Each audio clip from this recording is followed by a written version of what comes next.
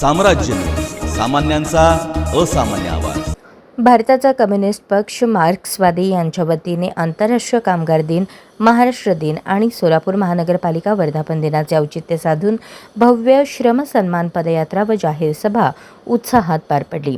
कार्यक्रमाला ज्येष्ठ नेते माजी आमदार कॉम्रेड नरसई आडम मास्टर, सीटूचे राज्य महासचिव कॉम्रेड एम.एच. शेख, कुंभारी येथील कॉम्रेड गोदूताई परुळेकर, नगर येथे माकपचे जिल्हा नेते कॉम्रेड युसुफ शेख मेजर यांची प्रमुख उपस्थिती होती। दत्तनगर येथील आंध्र दत्त चौकातून पारंपरिक वाद्यांच्या गजरात आणि हातात लाल झेंडे घेऊन पदयात्रेला सुरुवात झाली। पद्मशाली चौक, पोटफाडी चौक, तानाबाना चौक मार्गे मार्गक्रमण करत ही पदयात्रा दत्तनगर येथील लालबावटा कार्यालयात समारोपाला पोहोचली। या दरम्यान जगातील कामगारांनो एक व्हा, स्वातंत्र्य, लोकशाही, समाजवाद जिंदाबाद, साम्राज्यवाद मुर्दाबाद, विज्ञान व विवेकवाद जिंदाबाद, अंधश्रद्धा हो बर्बाद अशा घोषणांनी परिसर दणाणून गेला। प्रजानाट्य मंडळाच्या कलापथकाने सादर केलेल्या क्रांतिकारी गीतांनी वातावरणात ऊर्जा आणि प्रेरणा निर्माण केली। त्या कामावर सुद्धा प्रचंड मोठं संकट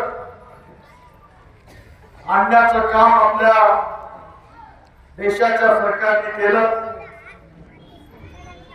नोव्हेंबर 2025 मध्ये या देशामध्ये 4 श्रमसंहिता अंमलात आल्याचं घोषित केलं, ज्याच्यामध्ये श्रमिक आणि कष्टकऱ्यांच्या अधिकाराचं हनन होतंय, त्यांच्या अधिकाराची पायमल्ली होती